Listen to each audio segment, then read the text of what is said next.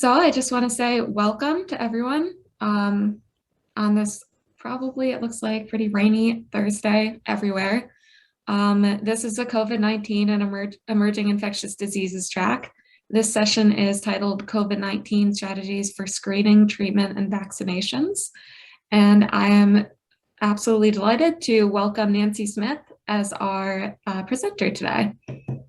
She is Director of Nurses at the Porch Band of Creek Indians, and she also serves as the Infection Prevention Specialist and GIPRA Coordinator for the Buford L. Rowland Health Clinic.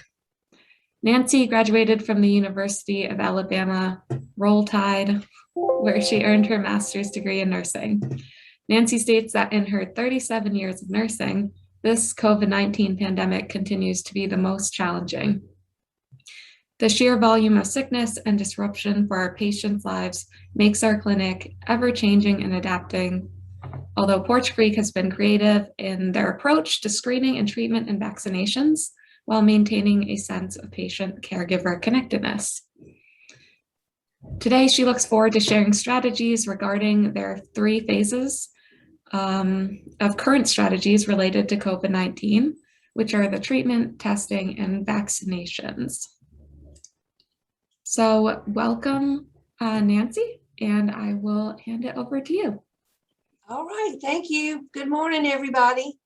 By the time we get through with this presentation, things probably have been changed already regarding COVID procedures. It is just crazy. So I tell you all what I'm going to present today is a culmination of 16, 17 months worth of trial and error. What works, what doesn't work. We have learned some valuable lessons. We have many miles to go. We are doing the best we can for our community, just like I know most of you are as well. So I'm going to jump right in and talk about our next slide talks about how we do our COVID testing, because we have a testing portion, we have our protocols for our patients, and then we're in the vaccine portion as well. So we're doing all 3 things simultaneously. So we got together when this all came about, and we looked at how are we going to do this testing. So many people, so few people that can actually be testing, but so many in the community that needed testing. So this is just a schematic of our asymptomatic track and our symptomatic track. And this is based on exposure. We get phone calls all day long about, I was with so-and-so this weekend, and they just tested positive for COVID. Well, our first question is, are you having symptoms? Yes or no? So if they are not having symptoms, that's one track. If they're having symptoms, that's another tree that we follow. So on the asymptomatic track, we give them the option to test minimum 5 days. That's when they've been exposed. They call in and said so-and-so tested positive. We count 5 days from that positive test and we will test them. If they're negative, we just tell them wash their hands, wear your mask, do your preventive measures. If they are positive and they are not symptomatic, but they are still positive, we go over the CDC at home, quarantine. We go over how to monitor your symptoms. We will retest somebody in 7 days if they are asymptomatic and they've been vaccinated. But most of the time, what we're seeing now are folks that are not vaccinated that are having Delta variant. We do have a few breakthrough fully vaccinated cases, and of those cases, those folks seem to fare well. We try to do our best to navigate everyone with the goal in mind, stay out of the ER. Okay, that's our goal. Keep them out of the ER. On the symptomatic side, We will test at that provider's discretion because usually if they're symptomatic, we're going to put them on the provider's telemed, let them do a telemed, let them talk it out. Then we will decide whether or not we'll bring them by for a visit. And if they are positive and having symptoms, we use some of our monies to buy nebulizers, pulse oximeters, and other like incentive spirometers, so that we can kind of give our tribal members a little arsenal at home, and they can monitor their symptoms, and then they have steps that are discussed in the telemedicine call on what they can do. So if they are symptomatic, we test them, and they're negative. Of course, they're going to follow CDC guidelines. They're going to monitor their temperatures, their symptoms, wear a mask, wash your hands, stay at home if you feel like you have symptoms. If they test positive, we are now telling them that they should test again, or should not test again. They should monitor themselves for 10 to 14 days. It depends on their vaccination status. And if they are fever-free 10 days without fever-reducing agents, they're welcome to call us back. Or they can be 14 days from test 1 and then come out of quarantine. Next slide. So we follow the CDC guidelines for exposure and testing. CDC says 3 to 5 days. We try to hang them out there 5 days because we never know. You just don't know. When somebody calls you and says, I've been around somebody that tested positive Sunday, the further you can hold them off, if they are not having symptoms, the better test you're going to get. So we try to stay around that 5-day mark. And we're using the Abbott ID Now, which is the molecular test. We have a drive-through testing area. We do have the capability to do a PCR send out, but I only do those like randomly once or twice a week. And when I send them out, it's on those that are positive and I want to know the variant. So our reference lab is able to identify the variant for us. So far, I can tell you of the 15 swabs that I have sent for COVID confirmation with my Abbott ID Now machines. That was last week and the week before. I try to send 3 to 5 a week. Everybody's coming back Delta. So we are making them, trying to make them wait that 5 days, trying to convince them this is the best, you're going to get the best test. I don't want to test you too early, then you're negative, and then you may put others at risk, and you may be at risk.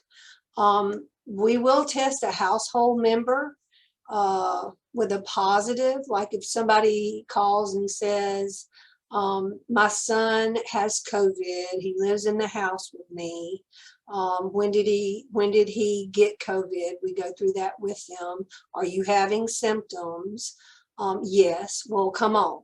We're going to test you and we're going to put you on a telemed so that our physician can do an interview with you as well.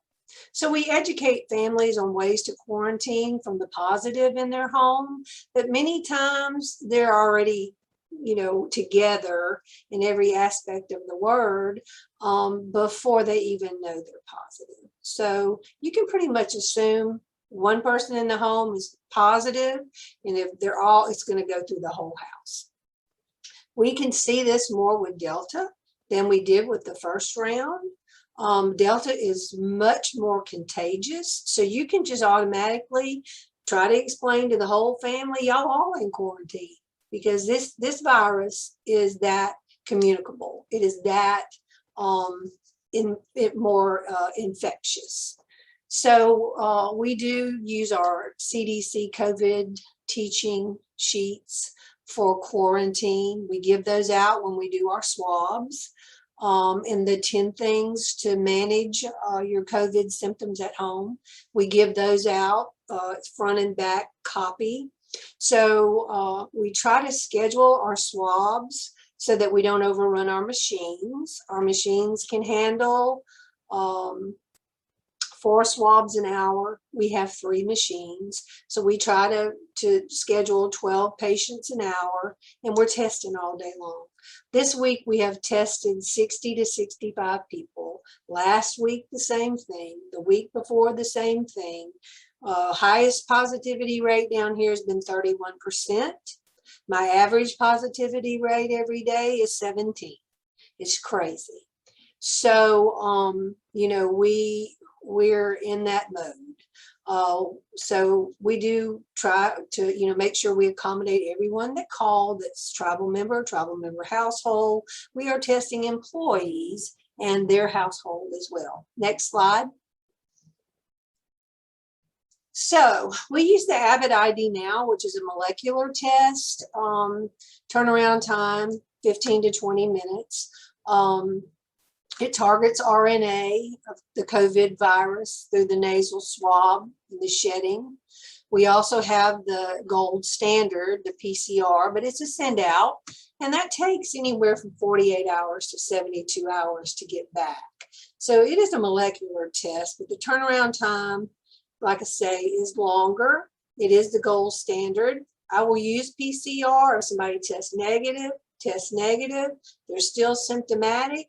We're going to send it out for a PCR just to make sure. And also, you know, PCR, the swab for the PCR, I can also run a variant on it as well. We use AEL, which is a reference lab out of Memphis. So that is the beauty of being able to send out that PCR a couple of times a week, so that I can still make sure what I'm dealing with as far as the community and the infection, the infective strand that's going around. Next slide.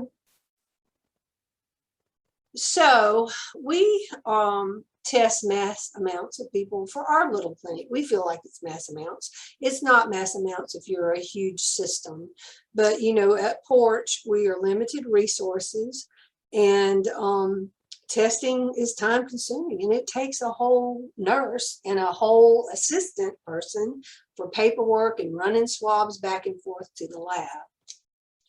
So we are testing throughout the day. We had legal, they had when this all started, we test employees, plus we test tribal members, plus we test tribal member household. So we had to be able to share the information of the employee with our HR. So they got together and did consent sheets for community and for our employees. So our packets consist of consent sheets, our swabs, and our orders, and the how to quarantine at home with COVID, and how to monitor your symptoms. So those packets are made ahead of time. We take them out with us, we gown up, and we do our testing. So we also do testing for tribal members or employees that travel out of country. So we're doing those as well. Okay, next slide.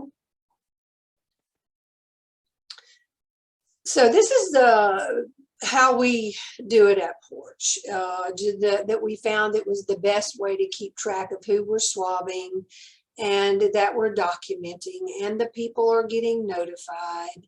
And we have a handle on, we have some control over our day. We just can't have them mass show up and want to be tested because our system can't handle that. So we do our scheduling in the BMW package, which is the scheduling package of our PMS. We put all of our testing under general preventive, or the nurse, however you have it set up at your different site. We put the chief complaint as exposure COVID test. If it is a tribal member, we will say tribal member exposure COVID test. If it is a tribal member employee, we say tribal member, tribal government exposure first test, because they usually make them come back and test again as an employee. So we kind of have our own little acronyms so that we as testers know this is tribal member household, this is tribal member, this is employee. Now, our employees that are non-tribal, we have an employee health clinic upstairs. So all employees that are non-tribal or their beneficiaries, they test, they call the upstairs clinic and they get tested through there. But we test everybody. It's just who calls it and where it goes, depending on whether they're tribal or their employee. So they all kind of mesh together to test together, but we segregate them when we're doing the calling for purposes of tribal versus non-tribal. So when we are going through the testing process, we do have to make sure that we address the chief complaint. Problem management is exposure to SARS-CoV-2 under problem management. We place a note and then we tag the provider. We do have panels assigned to our patients. So we'll tag the provider assigned to that patient, even if it's negative. And if it's a positive, we go ahead and place that person on that provider's schedule as a telemed. The provider calls all positives that are tribal. The nurse calls all the rest of the negatives, and the nurse will call the tribal member household. We can't prescribe for tribal member households. So we decided in the very beginning, provider only calls those that are tribal members that we can write medications for, give nebulizers, give pulse oximeters, and give our incentive spirometers. So it's a big deal. This testing takes a lot of manpower. Next slide. So this is just a picture of drive-through testing. We were down to where we could funnel our patients in from the side of the health department and use the front as our testing for certain times of the day.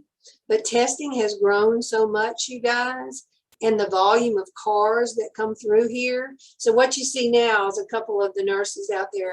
At least we had AC, right? We were like, well, oh, this is good. We'll wait for the next round to come, right? And then we would go out, have them sign their documents, swab them, take them to the lab. But now what we have is an RV that we just got last week from the fire department. They've been so great. A generator that runs our air conditioner. And we have people funneling around to the back of the building, which is much better for traffic flow since we are getting so many cars and swabs. So right now we are swabbing from an RV. They come through the back. We go down the line. They do their paperwork. We verify. Then the nurse during the swab has a swab. They do the 2-patient identifier, do the swabs, and we run them to the lab. So that's kind of how we're doing it now. We try to test as many as we can before noon, because you know in the deep south at 12 noon, it's a hot place. And then typically our thunderstorms, they happen after lunch. So, you know, we try to do the bulk of the testing at those times. But it just depends on how many tests for the day and how many of my machines can handle as to what time we're out there testing. All right, next slide. So let's go back to some little protocols for scheduling. We, as the primary care clinic, handle most of the scheduling of tests, the scheduling of patients, how we're going to deal with the positives, and how that all will roll down. Our nurse, we do have a phone nurse, and I do have someone else assisting with that. Since it's been just so crazy to take call, and we schedule those patients and we rotate those patients between the providers according to what their panel is. And these are patients that call that say, you know what, I have the terrible sinuses, I just don't feel well, you know, that's a sick visit. They come to the side of the building, they don't come through the front. They let us know when they get here, we swab them, and they stay in their car until their swab comes back. And if their swab comes back positive, we will then decide, that the provider will decide based on symptoms whether or not they're going to bring them in, or if they're just going to do a telemed from the car. So we do try to schedule those telemed visits at 15-minute intervals for these sick folks. We do place them on the provider's schedules where they can look at them. They keep an eye on their schedule daily. If it's a positive COVID that just comes through the testing line, that's placed on their schedule as well, to call that positive and to talk to them about options to keep them out of the emergency department. If we have to give them a nebulizer, pulse oximeter, and an incidence barometer, we have that bagged up, ready to roll. They know where to drive. They pick it up, go through pharmacy, get their medicine, and that's the way we go with that.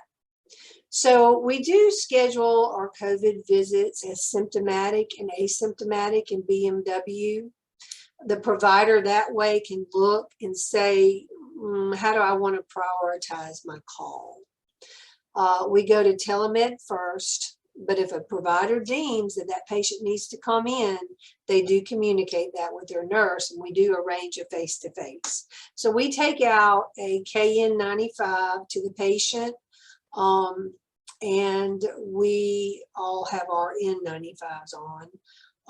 If we have to bring them in, I have one room close to the back door that we use. We used to have tents. We had tents up until Sally of last year. So we were able to see our patient in tents, which worked out really well. Sally took our tents. Sally took them across the field, and we don't have tents anymore. So we pretty much will bring them in through the back door, use one particular room where we can isolate and control the flow. So that's how we do that. Do you have any negative pressure rooms in the clinic? So no, Dr. Brown, we do not, but with the monies from the CARES Act, we are in the process of the architecture. We had a firm come down 3 weeks ago, and there is a place that we've identified that's close to the clinic that is not being really used for anything. So we are going to turn that into a negative pressure room. This is not going away. COVID's not going away. I'm still giving IV fluids to positive patients, and it's just the right thing to do, is to try to get that negative pressure room. So that's what we're doing. Hopefully it will be built out, we hope, by the first of the year. So we'll have an ante room, then you'll have your negative pressure room or your patient area and a bathroom. So then we can feel like, yes, we really do have a negative pressure area, flows to the outside, we feel better about it. So that's how we're going to use some of that money. So back to the telemeds, again, that's what we're trying to do most of, just to keep the exposure down. So asymptomatic, symptomatic, that's how the doctor knows to prioritize. And if they want to bring them in, we coordinate that with the nurse, get the full PPE going. I did buy, with some COVID money, the tester for the N95s, a real, not just the smell test for the N95 test. But so we do have a nice machine for testing all of our healthcare workers for a fit test. So we've made sure that we're up to date with all of our fit tests from last year, and we redid them this year. So that's done. So that was good use of our money as well. Next slide.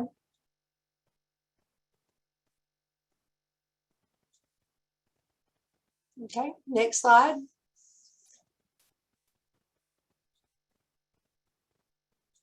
All right. The phone nurse takes initial calls for all patients, and then we rotate between providers, as I said. Those, that's the next slide. I thought I just said that. I'm glad. Okay, there we are. Okay, so this is the protocol.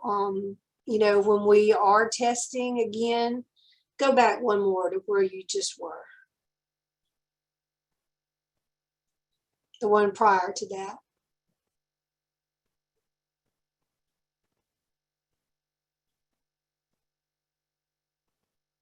So the slide that was prior to that was kind of red in color, and it just talked about the symptoms, and it was mild, moderate. Okay. I believe there's a lag, Nancy, just so you're aware. It looks like I'm seeing the slides before you. All right, thank you. So there's, based on symptoms, we have laid out just a quick sheet for our own use that I wanted to share. No symptoms, the patients, we call them and assess the patient. If there's no symptoms, the provider will give the patient instructions once they've tested positive. Now, these are people that are positive, okay? We know they're positive. So the provider's talking to them. If they're non-symptomatic, they will get instructions from our providers. Our providers share their email with these patients. They tell them, I want to give you, come get this O2 sat monitor. I want you to email your O2 sats to me twice a day. And then if they fit monoclonal antibody criteria, we have an MOU that we signed with our local hospital in Bruton. So I have an MOU that Bruton gives all of our monoclonals for us. And they have been excellent. I'm able to get people in the same day or the next day. During the first wave, we opened monoclonals up here at a different building. And I think we did end up at giving like maybe 10 monoclonals that whole first round. We're now up to almost 30 monoclonal therapies in the last 4 weeks. And I don't have the personnel to do it here because it doesn't need to be done in this building. It would have to be off site. I've got all the emergency equipment, but I am looking at the sub-Q Regeneron CoV-2. I've been looking at that and talking to different folks that are doing that and trying to get some outcomes based on the infusion versus the sub-Q. I work close with Bruton and with Monroeville, which is another hospital. Monroeville's doing sub-Q. Bruton's doing the infusion for us. So if it just continues and continues, I think we can get more people covered via sub-Q and maybe be able to do more on site here if we do sub-Q. But back to my chart. Mild symptoms, they're instructed to take Tylenol for temps greater than 101, over-the-counter cough stuff, self-isolate, wear masks. CDC, stay at home with COVID instruction sheets, and how to monitor symptoms are given to every person that's tested. Moderate symptoms are reported to the doctor. Like I said, our doctors are giving out their cell phone numbers and their emails. So they are getting feedback from these positive patients on a daily basis. If the patient sends an email or a text that says, please call me now, they're stuck on as a telemed, and that doctor goes ahead and calls them. The patient can email their SATs 2 to 3 times a day to the provider. O2 sats reported to the 93-90 range. That's when they have their neb, they have their pulse oximeter, then they have their incentive spirometer. So when they get down in that 93-90 range, it's time to ramp it up. This is our next treatment that we're going to do. So what we use is budesonide, 0.25 to 0.5 every 12 hours.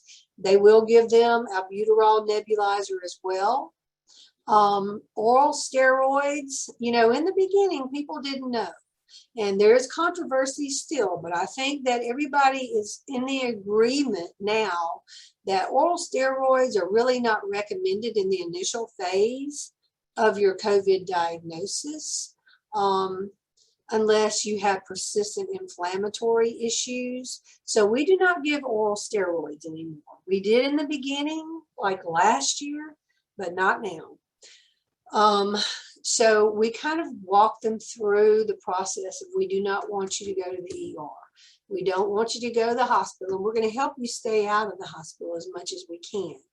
We have a DME company that we partner with that will deliver oxygen to our patients. So we have had good success keeping people out of the hospital. But I tell you, with Delta variant, there have been there's been an overwhelming increase in volume of patients with the Delta that can deteriorate very fast. I mean, they will be fine one day, the next day they can't breathe, and it's just like an overnight phenomenon. So chest x-ray would be fine. The next day, bring them in, get a chest x-ray, they're not fine. So I don't know all of the reasonings why the aggressiveness happens so quickly, but what we are seeing is the deterioration of these people more quickly than with the first round. Next slide. So y'all all know monoclonal therapy, the criteria for it. We have sent adolescents for monoclonals. We've sent them if they're asthmatic, if they're obese. We've sent them for monoclonals this round. We have sent our multi-system disease patients for monoclonals. You know, we've seen a lot of younger 30 to 40-year-olds with some comorbid conditions that we have sent them for monoclonal. It's just such an aggressive Delta variant that that age group for our tribe is very vulnerable, 30 to 40-year-olds. So we monitor them, we send them for monoclonals, we make a follow-up call to see how they're doing. What I'm getting feedback from on the monoclonal therapy patients is I do well for the first 12 hours, and then I have 48 hours to where I either have severe diarrhea, I feel like I have worsening symptoms. But after that 48-hour period, they start to perk up. So they do have some deceleration after 48 hours. This is my own population I'm talking about, by doing phone calls. And then they do perk up after 48 hours. But 48 hours, they don't feel well. So those are the monoclonal criteria. Y'all can read those off the slide. I'm not going to go through those. Next slide.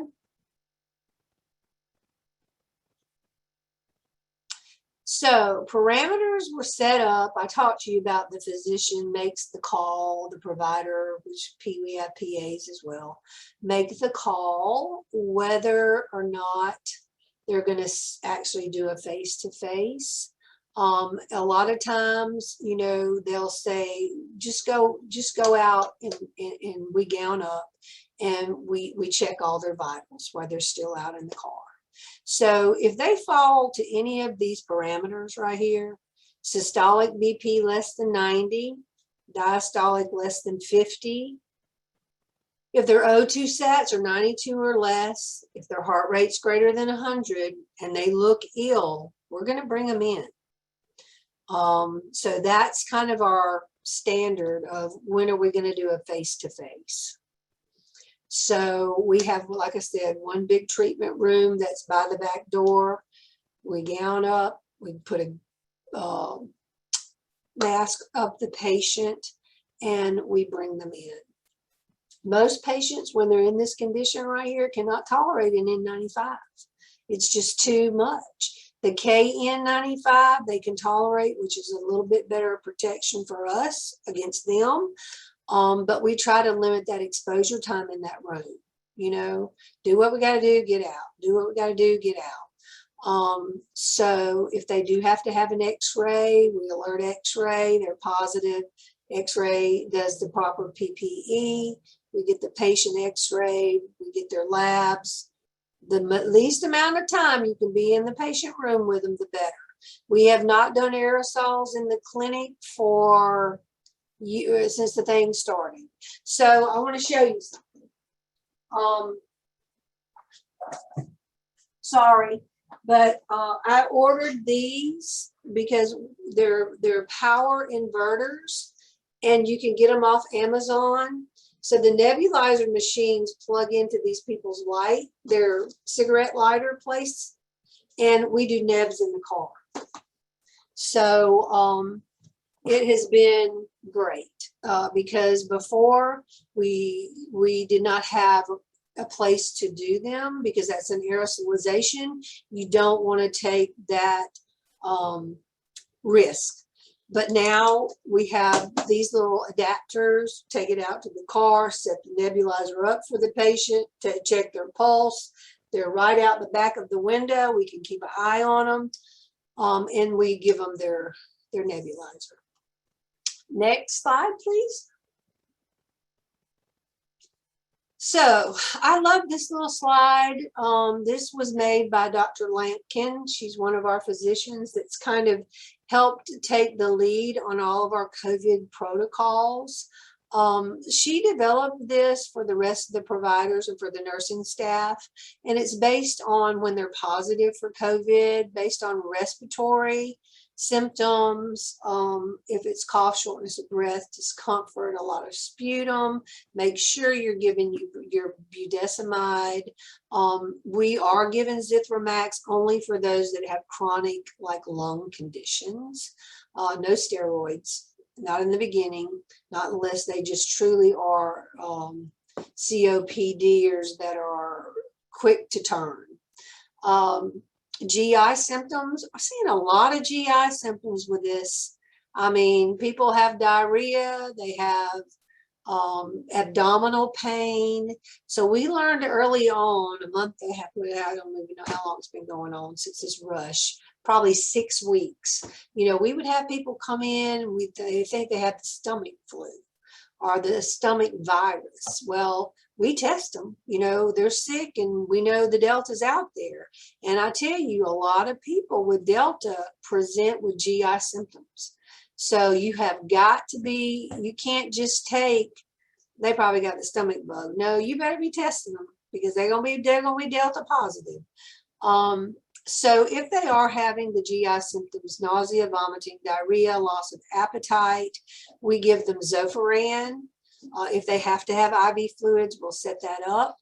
And, you know, just encourage them to rest. Generalized symptoms of the body aches, fever, chills and headache, Tylenol, rest, fluids, push fluids.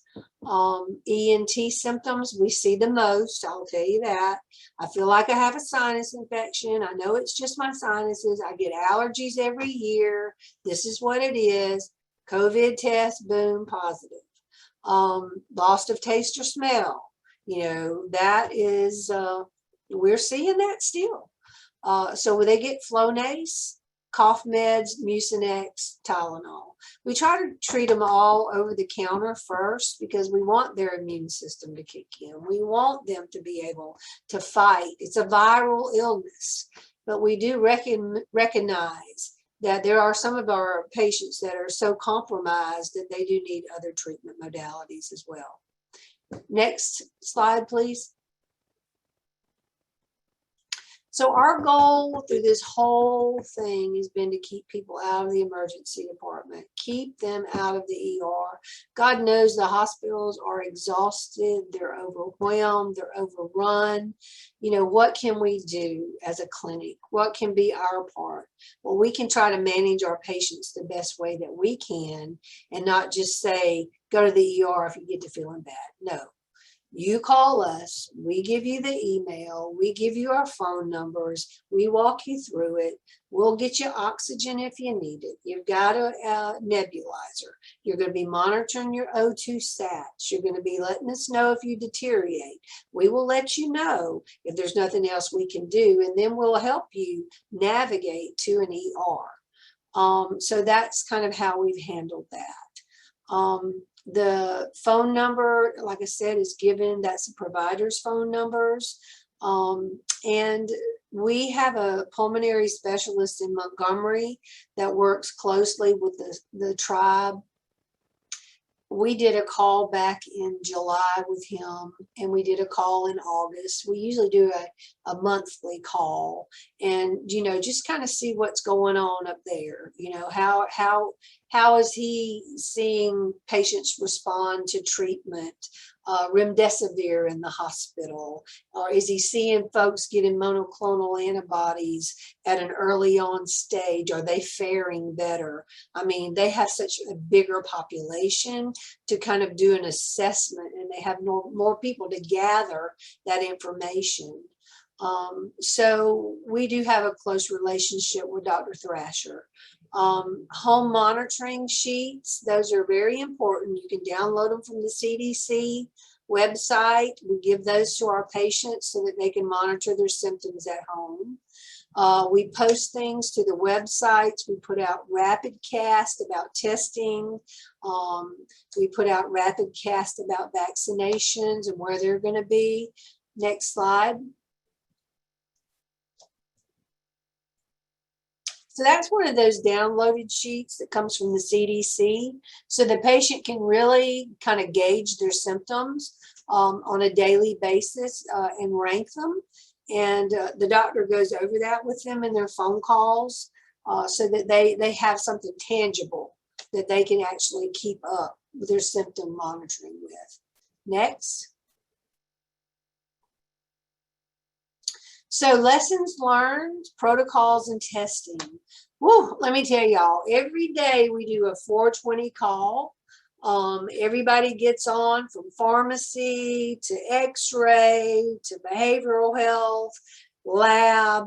I mean, we do a phone call and we talk about how many tested today, how many positives we had, were there process issues? Did we send anybody to the hospital today?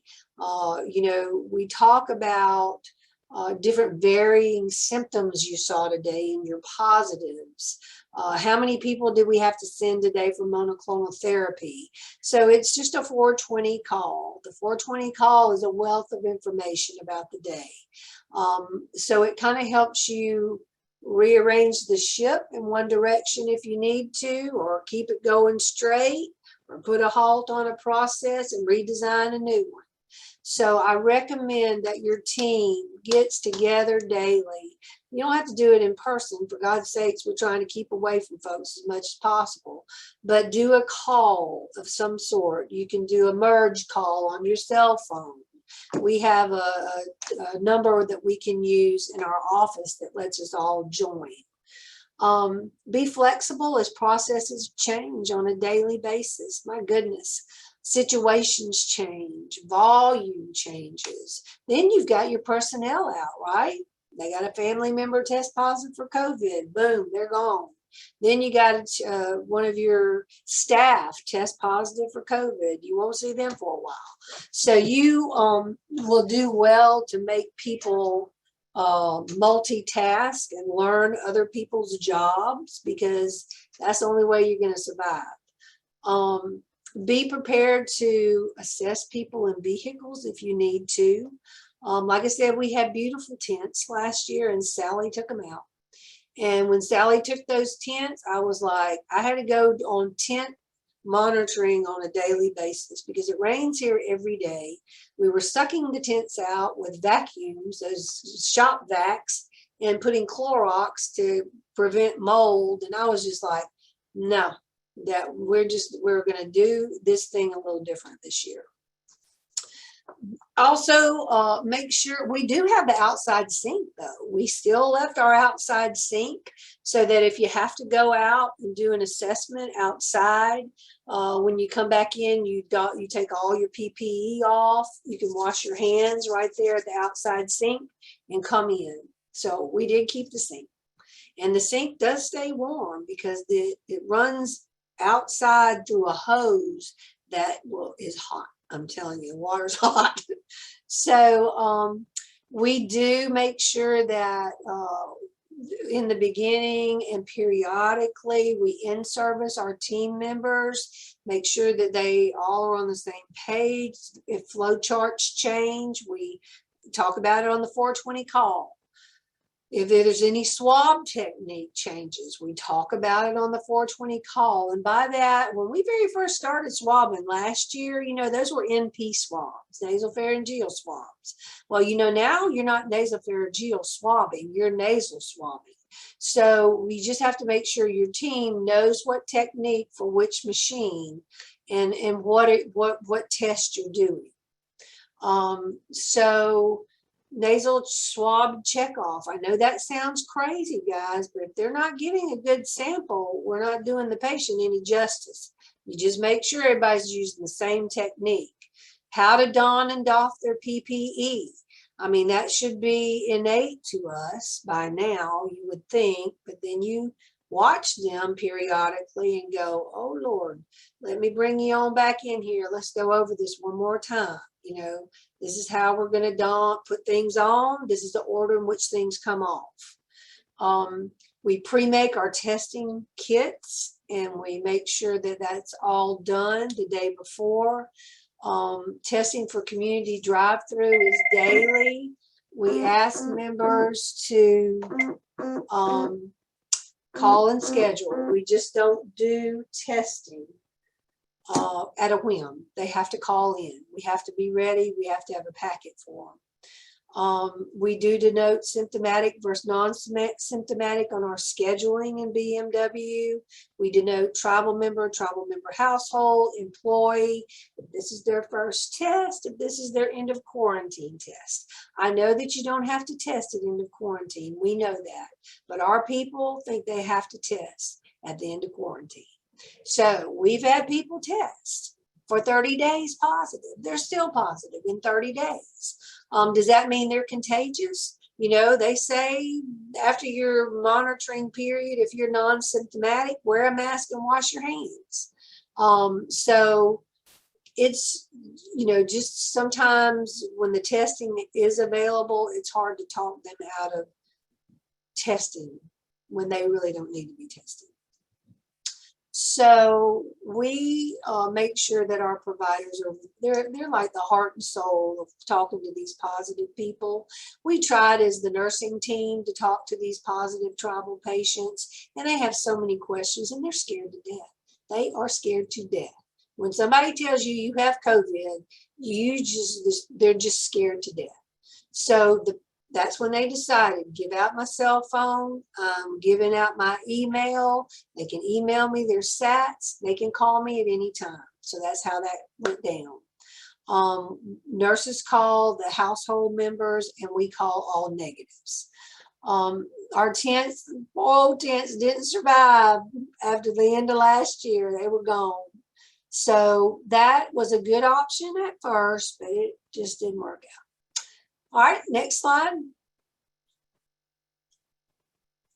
Vaccines. Well, I didn't know I put so much into this presentation, you guys, but just hang on, we're almost through it.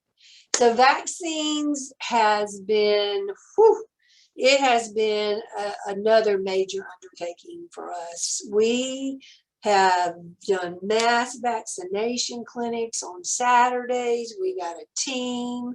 We trained our firefighters. We've trained our nursing staff. They know how to put the vaccines in the system VAMs. We got 2 sets of teams that are ready to go. So right now we're doing 2 drive-through clinics a week. We were doing it at the powwow grounds and we were using tents, but I'm telling you, in the South, tents are not a good idea because you will get a storm blow up and you will be sailing the powwow ground with your tent. So we have decided that we are not fooling with these tents anymore. So we are doing the fire department has like a drive-through where those big old fire trucks are kept. So we opened up that big old Bay Area. Patients for vaccines are routed in behind the fire department. They come through the Bay Area, they get their vaccine, they go out to the side, they're monitored for their allotted amount of time, and then they go. So I think that's going to be the best thing. Those tents, I'm telling you. So we use Moderna primarily here. We did have Pfizer for about 4 months, and then it expired. And it expired where we had to destroy a good amount because people were not interested in Pfizer. They were not vaccinating their children.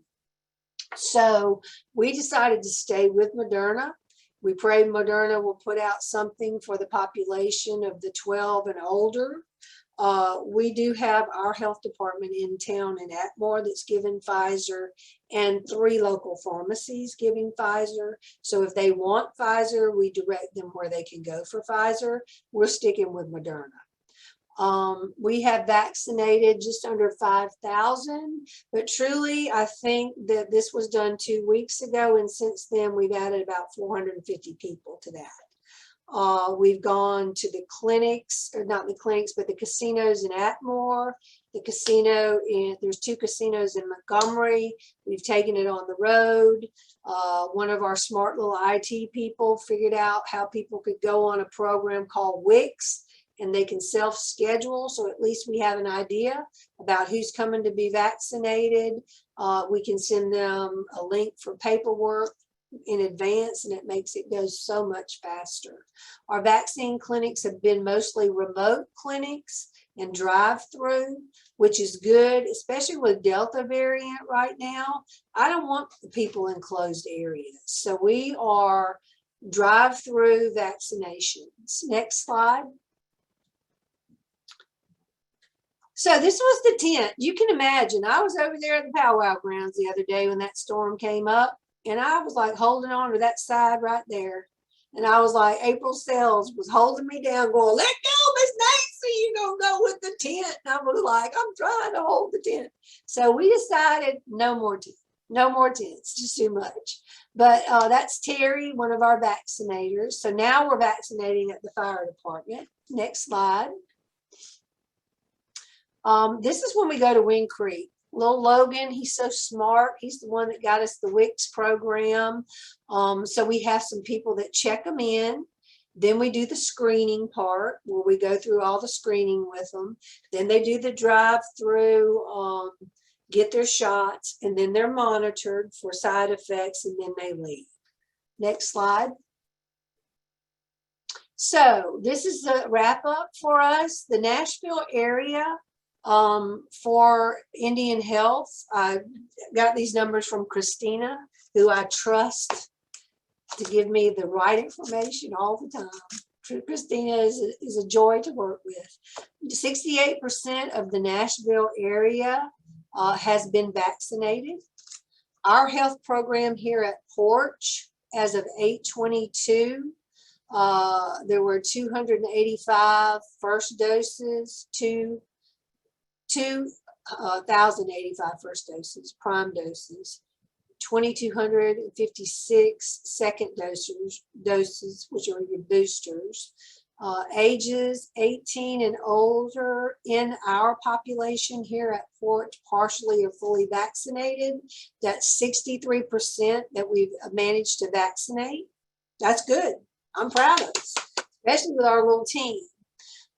We have had breakthrough cases that have been fully vaccinated, but they have tended to be milder symptoms. Most of them, looking back and case studying those people, they have had immunocompromised disease processes. And those that were the most immunocompromised had the more severe symptoms. We are now offering third dose. We've probably given 30 third doses in our clinics since the last 3 weeks, whatever. Our health department, just under our roof right here, and our employees, we've managed to get 66% of us vaccinated. So we'll take it. We're still working on it. Next slide. So we just did a bunch of PSA, public service announcements that went out through the tribal resources about vaccinations coming from our patients that survived COVID. There's been our physicians that have been on the front line. It's been our nurses that have had to deal with the patients. It is just very, very well done public service announcements. We do rapid cast tribal wide where they'll know vaccine clinic today or tomorrow at the fire station, and then we're getting the word out that way. We also have the newsletter, local media, and we have these big flashing signs now that say vaccine clinic, vaccine clinic. So we like that. Next slide. Summary. I know y'all are tired of listening to me talk. Daily huddles, most helpful. If y'all can do a call for at least 15 minutes once a day, y'all are all going to be on the same page because things change every day. Share daily with your people, the positive rate, and how many you tested overall, not names, just results. Work with your staff. Make sure they're donning and doffing their PPE correctly. Limit your foot traffic in your health departments as much as possible. Examine your symptomatic patients as possible in an outside venue, tent or a car. CDC updates as changes occur. Disseminate those changes to your staff. They don't really have time to go online and be researching this all day long. That's just part of what, the prevention is for our health system that I do. Telemedicine visits have been so great in the way that it does help patients, but it also conserves our PPE. Develop teaching sheets if you're going to give out pulse oximeters and nebulizers so that patients understand how to use them, and in SIM spirometry as well. Establish DME contacts. We have given oxygen to many people. Share all your information on vaccines and testings and treatment protocols daily. It does help to reinforce that to the team. They know they work hard. Everybody's working hard. But when you actually hear the numbers, yeah, we did a good job today. I think that's the end of my slides. Anybody have any questions? Thank you, Nancy. That was fascinating to hear the clinical side. It's been a process. It's an evolving process. And, we're proud of the work that we've done. Yeah, you should be. I just feel like, having never been to Porch Creek or your clinic, I feel like I can perfectly visualize it from your presentation. Thank you. Thank you. We'll send good weather up to you guys. Somebody had that in the chat. Let me tell you, it's going to be 66 in the morning, no humidity. OMG. I'm telling you, it's been hot, humid. We've had a hurricane. Oh my goodness. We're ready for some sunshine and low humidity. I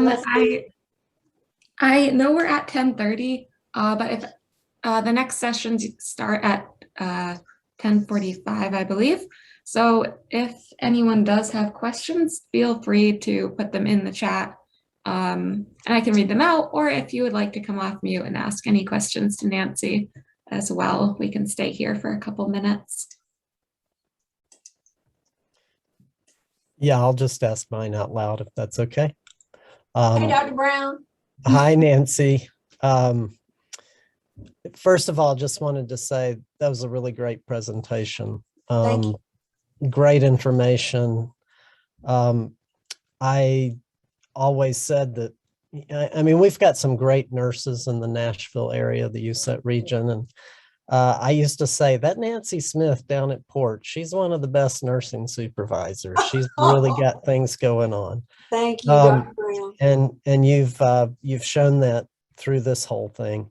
I actually wrote down a lot of comments, but I'm going to skip over most of those other than to just say it's quite apparent that your patients really consider you guys to be their medical home. I mean, you've done a lot of really good work for years in getting people to, identify there. And I think that has paid off because I love your approach with trying to keep people out of the emergency room, out of the hospital. I think that's a really great thing. I had one question I wanted to ask you.